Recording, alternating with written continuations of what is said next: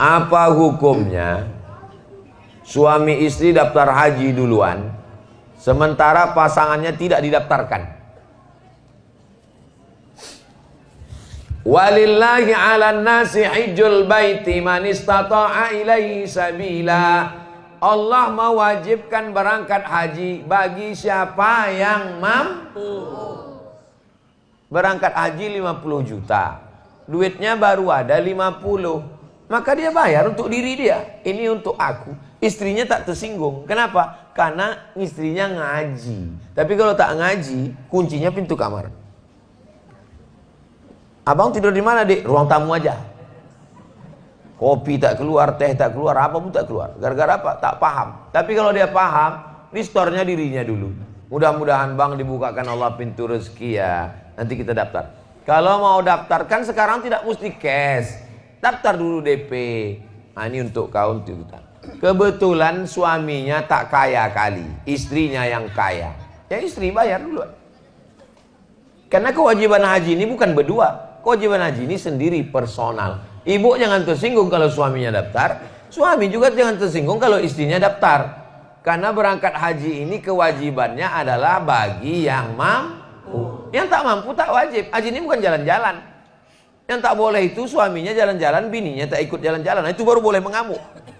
Ini haji ini ibadah. Nah, ini. Tapi kalau dia mau berangkat berdua, ditabungnya berangkat berdua bagus. Apalagi perempuan perlu pakai mahram. Jelas? Jelas. Jangan berkelahi gara-gara ini.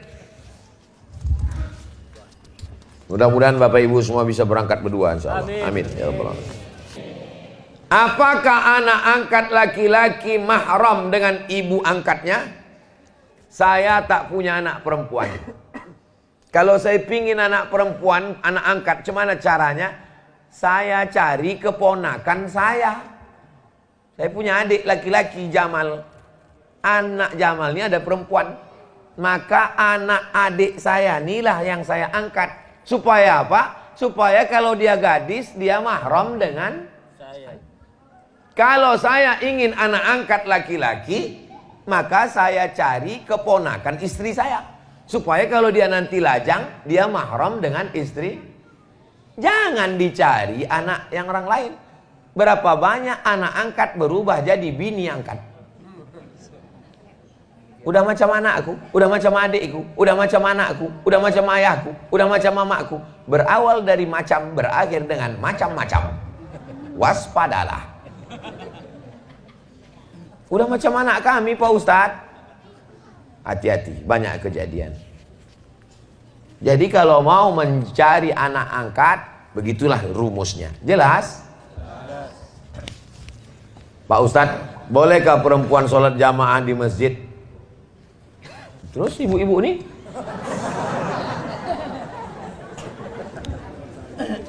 Kalau begitu berdosa lah semua uci-uci ini.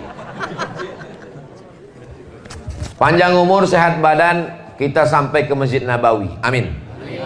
Sampai di Masjid Nabawi, ini arah kiblat. Pintu sebelah kiri itu ada 3. Pintu yang pertama Babul Baqi. Kenapa disebut Babul Baqi? Karena pintu itu mengarah ke pemakaman Baqi. Di belakang Babul Baqi namanya Babu Jibril. Karena itu pintu malaikat Jibril datang membawa wahyu.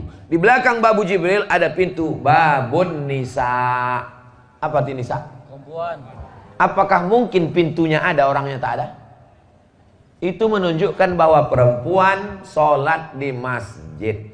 Tapi ada ustadz yang bilang perempuan tak boleh sholat di masjid. Hadisnya ada.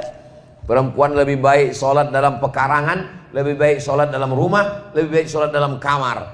Kapan itu? Ketika terjadi fitnah. Di Palestina tak boleh perempuan sholat di masjid, takut ditangkap tentara Israel. Di Air Joman ada tentara Israel. Itu orang yang berdiri itu rupanya Israel itu. Itu pejuang Palestina itu semua. Amin. Takbir. Allahu Akbar. Di Air Joman aman. Tapi kalau ke masjid tetap menjaga adab-adab. Jangan ke masjid pakai celana legging. Telekung diletakkan di tengkuk. Apa pakai legging? Banyak atuk-atuk masuk parit gara-gara itu.